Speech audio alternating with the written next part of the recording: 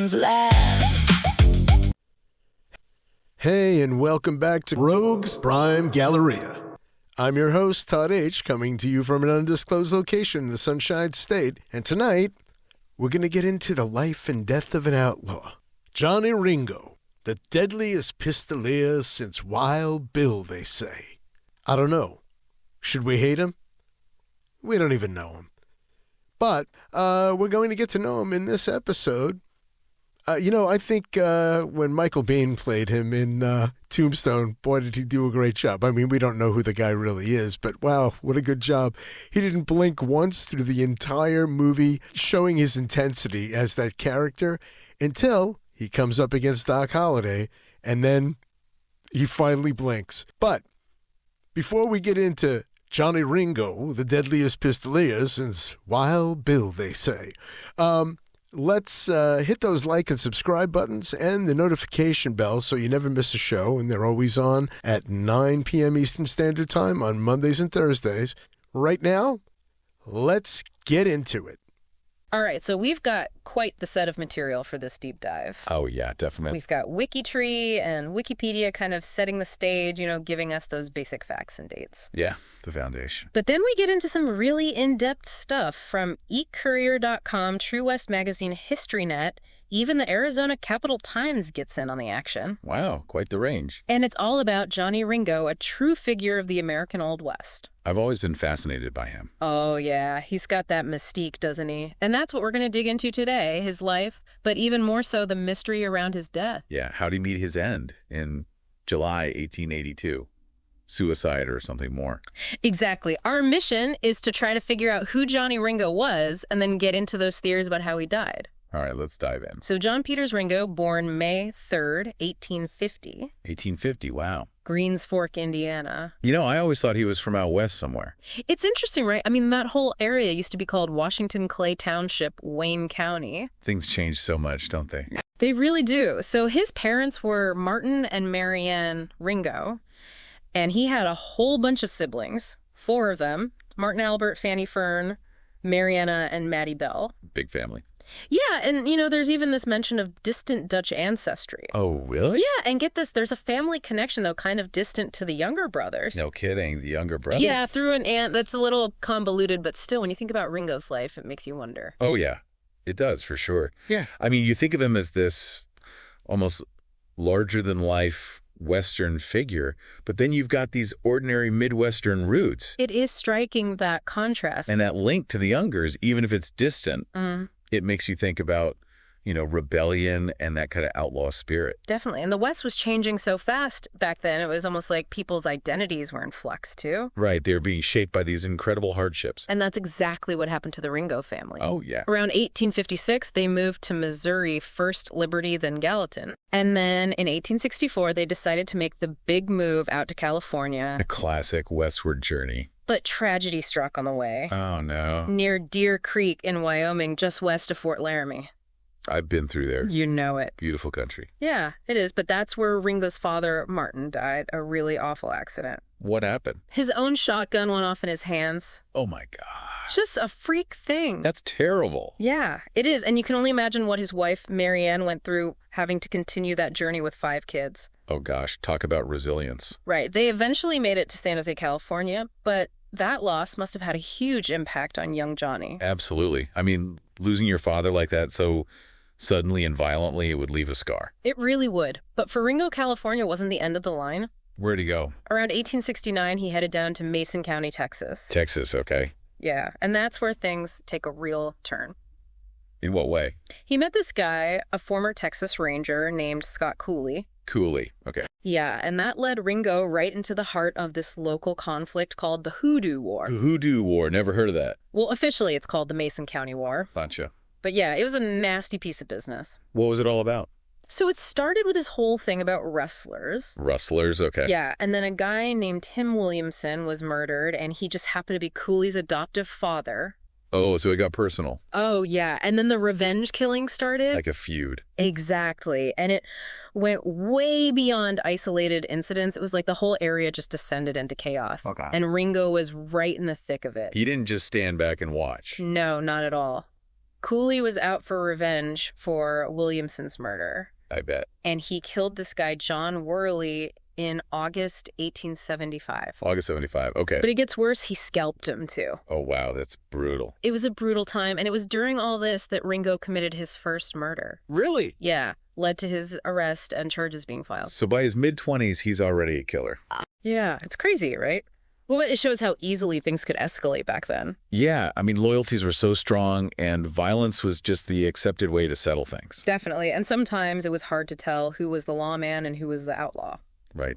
Those lines get blurry. Totally. So now let's jump ahead a few years. Okay. It's around 1879, and Ringo shows up in Cochise County, Arizona territory with this guy, Joe Hill. Joe Hill. Yeah, also known as Joseph Graves Olney. Okay, another name to remember. And then in December 1879, in Safford, Arizona, things get really wild. What happened? Ringo shoots this guy, Louis Hancock, right in a saloon. Oh, no. And the reason is just insane. I can't imagine. Hancock preferred beer over whiskey. What? Yeah, and he didn't want to drink with Ringo. That's it. Pretty much Ringo just flew off the handle. Wow. So much for the Wild West hospitality. Right. Amazingly, Hancock actually survived, but it just shows you how volatile Ringo was. Absolutely. I mean, shooting a guy over something like that shows a total disregard for human life. And it definitely contributed to his reputation as a dangerous man.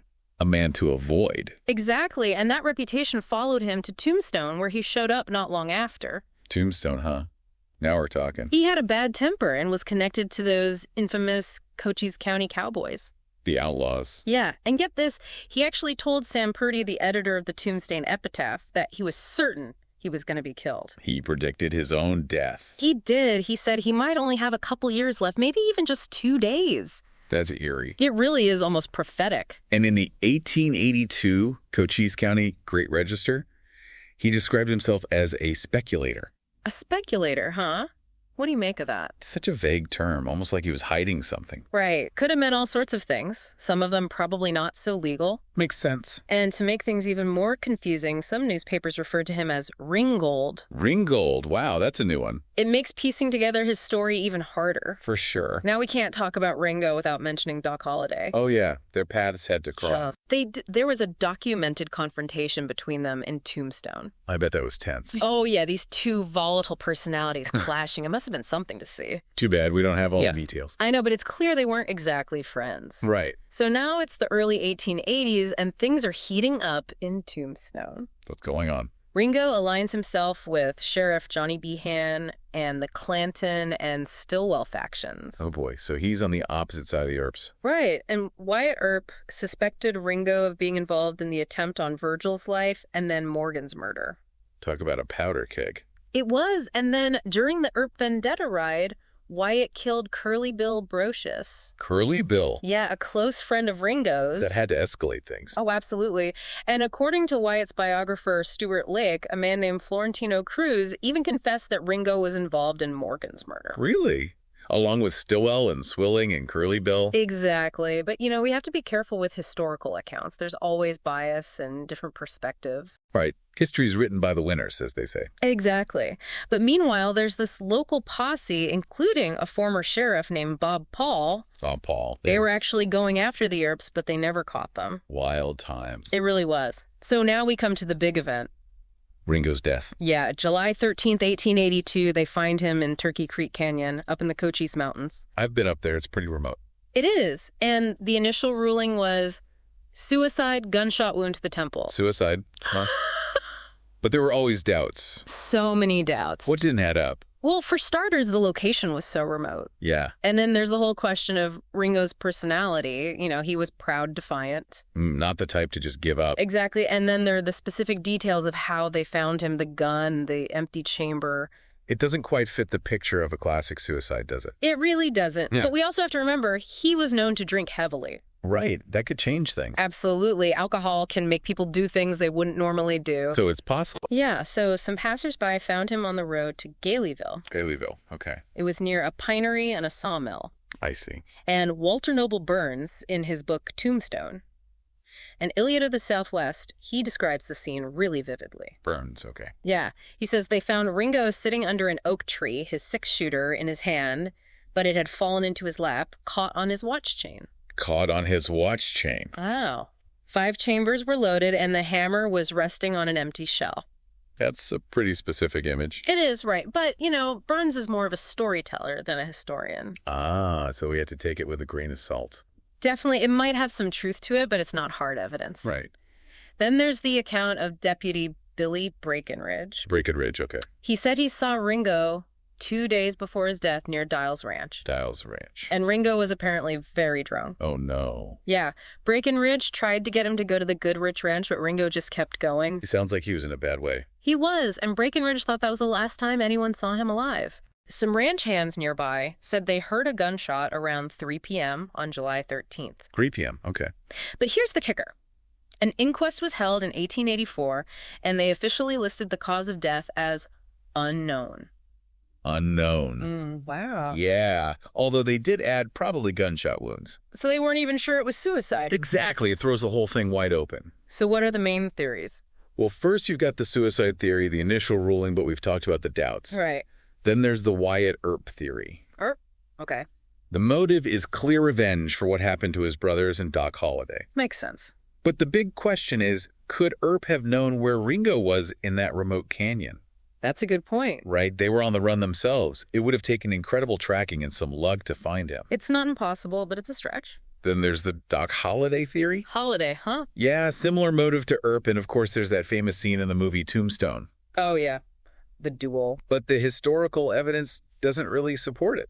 Yeah. Court records place Holliday in Pueblo County, Colorado on July 11th, 14th, and 18th. Colorado. Yeah. And a newspaper even puts him in Salida 6 days before Ringo's death, and then Leadville on July 18th. That's a long way from Arizona. It is, and he also had an arrest warrant out for him in Arizona for killing Frank Stillwell. So he wouldn't have wanted to go back there. Exactly. It seems pretty unlikely he could have been the one. It's funny how movies can get things so wrong. They really can. So who else is there? Well, there's the Michael O'Rourke theory. O'Rourke. Okay, tell me about him. He was a gambler that Ringo went after because O'Rourke was suspected of murdering a guy named Henry Schneider. Schneider, okay. Yeah. And get this, Wyatt Earp actually protected O'Rourke from a mob. Interesting. Then O'Rourke escaped from jail in April 1881 and was last seen in the Dragoon Mountains in May. So he was gone. Seemingly, but there are rumors that he came back and killed Ringo, maybe because he owed Earp a debt or had a grudge against Ringo. But would he really risk returning to Arizona with a warrant out for him? That's the problem with this theory. It's all based on speculation. That doesn't sound very likely. It doesn't. And finally, there's the Frank Leslie confession. Frank Leslie's that? He was in Yuma Territorial Prison for killing his wife. Oh, wow. And he told a guard that he'd killed Ringo. Really? But most people think he was just trying to get attention or maybe suck up to the Earps. I see. Leslie was a shady character, known to be violent, and he'd argued with Ringo before. He also lied about being an Army scout. Not a very reliable source. No, not really. Yeah. So it seems like his confession is probably bogus. Yeah, that makes sense. So that's the mystery of Johnny Ringo's death. Quite a puzzle. It really is. But even though we may never know for sure how he died, his story continues to fascinate people. Why do you think that is? Well, he's this intriguing mix of good and bad, smart but violent, and that ambiguous death just adds to the mystery. I guess people like to fill in the blanks themselves. Exactly, and he's been in so many movies and TV shows. The Gunfighter, Tombstone, Wyatt Earp, even Doctor Who got in on the action. Doctor Who. That's funny. Yeah, and there's music and books about him too. He's even been called the worst Wild West outlaw you've never heard of. That's a great title. It is, right, and it's amazing how his story still connects to people today. In what way? Well, in his hometown, they actually renamed the area Greens Fork in his honor. No kidding. Yeah, and there are even people claiming to be related to him through DNA testing. Wow, that's incredible. It really shows how these historical figures are still a part of us. It's like they're not so distant after all. So as we wrap up this deep dive, it's clear that Johnny Ringo's life and death are full of unanswered questions. Yeah, it's a story with so many layers. We've followed him from his family's journey west to the gunfights and feuds of Texas and Arizona. And we've explored all the theories about his death. But ultimately, the truth remains elusive. It's frustrating, but also kind of exciting. I know what you mean.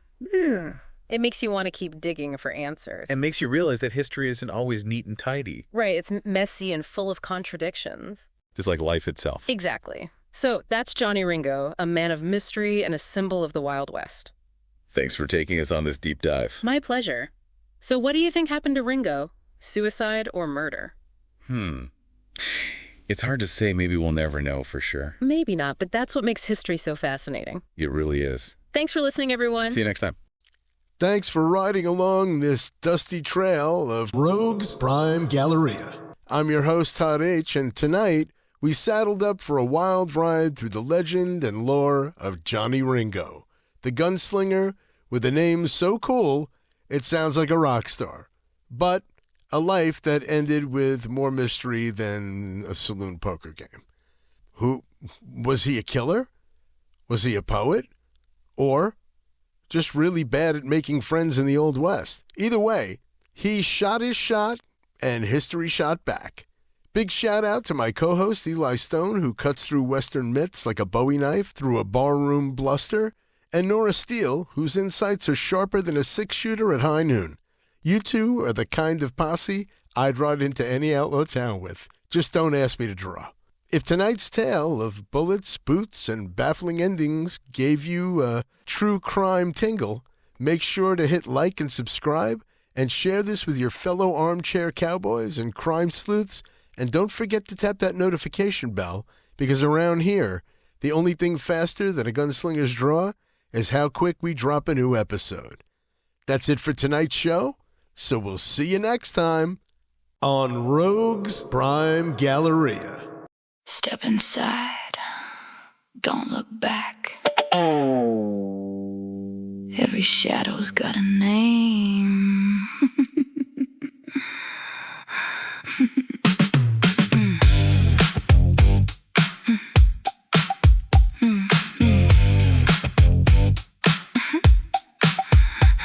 From the alleys where the cold steel sings, to the suits with blood on diamond rings, ghosts of power, greed, and flame. Every legend leaves a stain. Whispers crawl through history's halls, mugshots hanging on haunted walls. Outlaws riding, empires fall. You're one step from it all. Truth gets buried, lies get tall, but we're the ones who hear the call. Welcome to the Rogues Galleria, where the wicked live forever.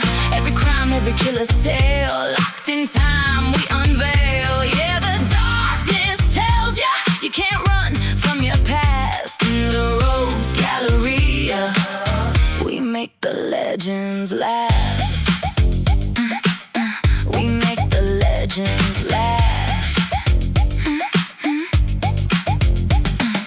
Ponzi kings with a silver grin, my boss deals in a world of sin. Six gun smoke in a desert sky, another outlaw lives a lie. Cold case files and a killer's code, buried truths on a broken road. Every story that chills your spine, we bring it back to life. No escape when the truth gets loud, faces staring from the crowd. Welcome to the Rogues Galleria, where the wicked live forever.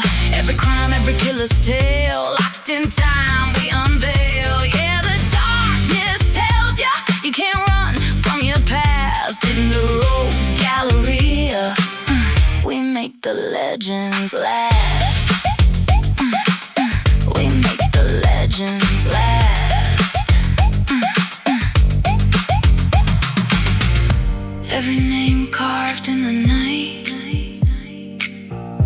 every wrong dressed up is right. If you listen, you'll hear them breathe in the gallery. They never leave. Welcome to the Rogues Galleria. Step inside, don't you falter. Every sin, every twisted mind